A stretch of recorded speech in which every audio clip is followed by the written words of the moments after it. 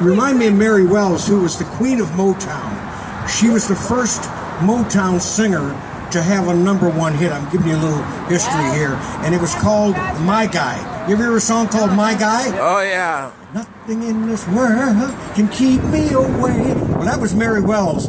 The song was written and produced by Smokey Robinson. But she sounds like Mary Wells. And my favorite Mary Wells song was called You Beat Me to the Punch. And I think you should look it up. Okay. Because you sound so much like Mary Wells. Thank you so much for your entertainment. It as well also brought back memories. My father was a pastor of a little small one-room church. And we used to travel from Detroit, come across the border into Windsor, and drive up near North Buxton. All right. Which is part of the, not far from Chatham, part of the Underground Railroad. And my father would go there every Sunday and Wednesday, and he was the pastor of that one-room church. And when people came to church on Sunday back then, that little one-room church by the railroad track, they didn't come dressed up because these were poor farmers. They were black and they were white. And that was one of the first communities in Canada where blacks and whites lived together back then. These were runaway slaves, but they got along so well together.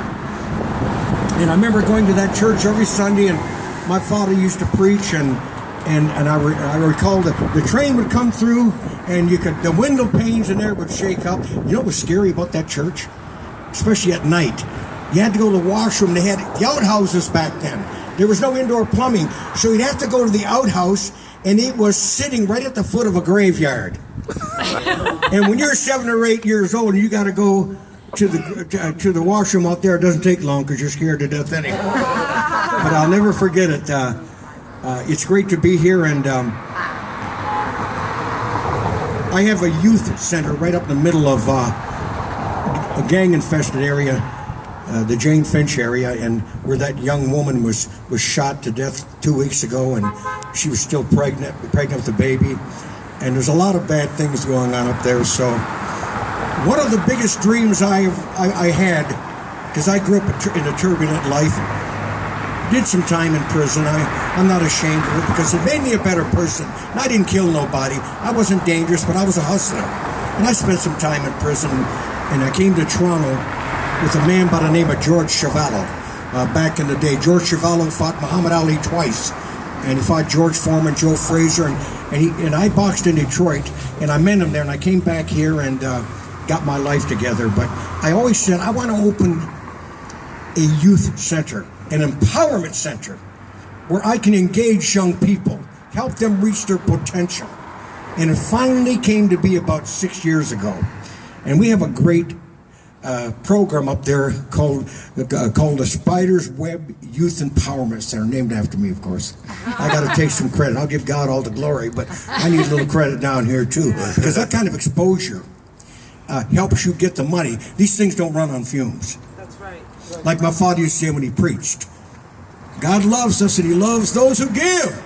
And he'd get to preaching and pounding the podium, and especially just before the collection plate used to go around. I remember they'd pass the plate around, they'd give me a nickel to put in, hold this for me, like it's the collection plate, so they pass it around, and you always hear when the feel of the money as it dropped in the collection plate, you could hear the sound of it, so hold it with both hands. But it would come to me, I wanted to keep that nickel, so I'd hit the bottom of it, and it sounded like I put my nickel in, and I'd go get me a grab bag. You're too young to remember the grab bags. They were nickel. You got all these little candies and treats in them. And that was a big deal back in the day. But to make a long story short, we work with young people in our center to develop their self-worth, their self-esteem. That happens through setting goals and sticking to them, but having mentors with them. We have a computer room where we teach them high tech. The first thing they do is their homework. And they start at, how old are you, young man? He's 8 years old. They start at 7 with us. And we have 45 to 50 kids in there every night from 3:30 till 8 o'clock. We have seniors come in, they're 14, 15, 16. We teach them to work with the youth. Now these young people in this center, majority are black, but they're Hispanic, white, Muslim, we keep them all together. We teach them racial harmony too. It's important because we all live on this little mud ball flinging through space. And I believe that we got to learn to love each other regardless of our color, our religion, or our culture. And that's what we work with these young people here.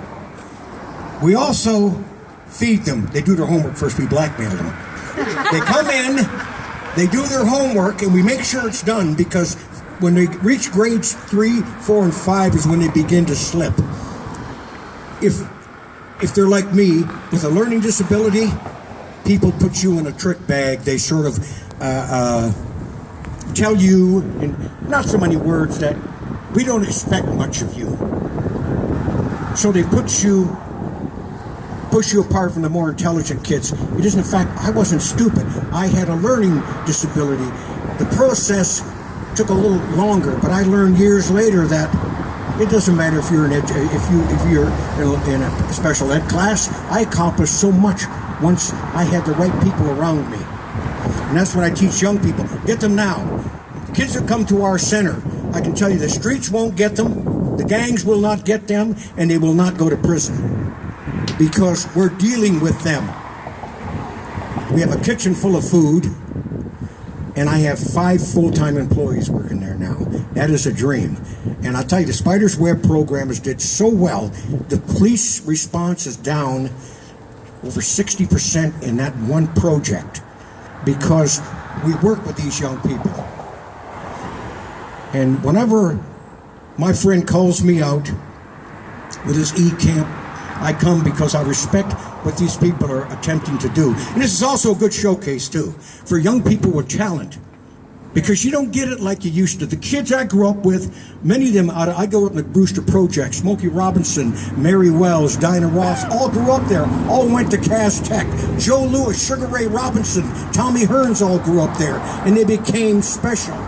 It's not where you come from. It's where you're going that counts. And we teach young people that. And if they've got talent, art, like spoken word, or they can sing, and they need to hone their skills, this is the place to be because, you know, you get it. The more you perform, the more confident you become, and then your talent begins to really rise out, and you know, it's just a wonderful idea that my friends have had here. I won't bore you anymore, but I will say this to all young people here, especially young people that have a dream, and when they're 8 or 9 years old, I don't care what your dream is. My father used to tell me when I trained, I wanted to be the next light heavyweight champion of the world like old Archie Moore. And I trained, but I wouldn't train hard because I had natural skills, so I took that for granted. So to this day, I never knew. I don't know how far I could have went as a fighter. I know I won the Golden Gloves 3 times. That's good. 4 times is a record. I made it 3. But my father used to say, son, everybody wants to go to heaven, but nobody wants to die. You know what he meant by that? Everybody wants the best, but they don't. If they're not willing to sacrifice, they're not going to make it. You got to be willing to sacrifice. I learned that when I went back to school because I decided I wanted to be a broadcaster. I made it happen. My first broadcasting gig came 5 years after I went to school. I went back to school at 34 years old and graduated at 38 with a degree in journalism and a degree in communications. My first job was at CHWO, and then I went over to the Fan 590. You familiar with the Fan 590? I was there. I went coast to coast for 7 years. You know who my first producer was, and I hired him? A guy named George Strombolopoulos. My first producer. I worked with Dan Shulman, who works with the national, the Major League Baseball, and all these guys. But I lived the dream. I got to interview Nelson Mandela. I got to interview Michael Jordan. I got to interview Sugar Ray Leonard, Muhammad Ali, and all of the greats. I got to work with Bill Clinton, and I got to work with prime ministers. I've lived a great life. But it's because I began to believe in myself. I want to leave you with that, and I thank you for taking the time out to listen to me. I get started, I don't know when to stop. I love a microphone, and I love inspiring people. That is that is why I exist, to inspire people to pursue their dreams. Thank you very much. God bless you, and enjoy the rest of the afternoon. Help us out. You stand in there. Can you help us out with this? Okay, so how do we get to the YouTube? YouTube. How do you get to YouTube? That's musical.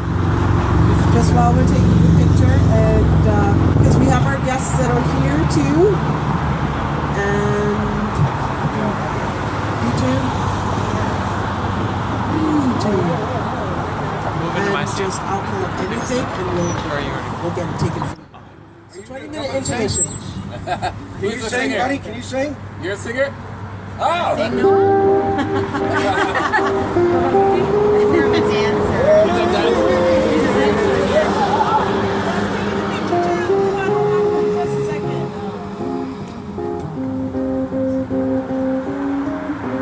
I like that.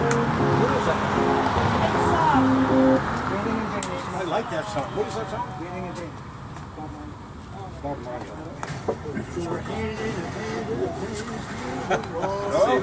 Oh, you're gonna sing? That was written by a friend of mine.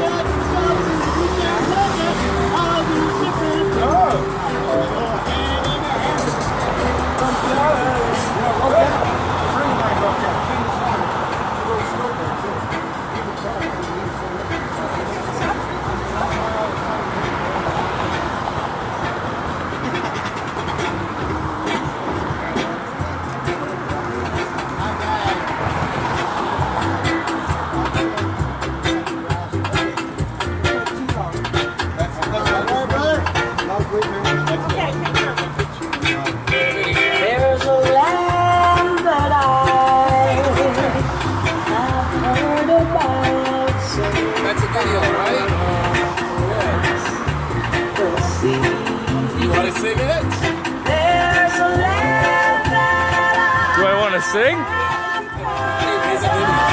Take a picture. You can just...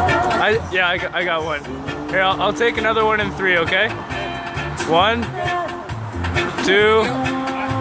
It's an amazing evening today. History making. And, It's a great picture. forward to more and more. Thank you so much for that. Thank you so much for like that. Such a wonderful event for young people to hone their skills as musicians. This is a place to be. We want you to be here.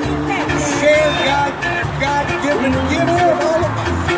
Make the difference here in the big archery. Make the difference all in Durham and beyond. Awesome. We're in the Schwa, baby, and we're bringing it to you. Awesome. Like Bob Marley said, one love. One love. Hold on a second. I'm gonna need you to take a picture on my phone.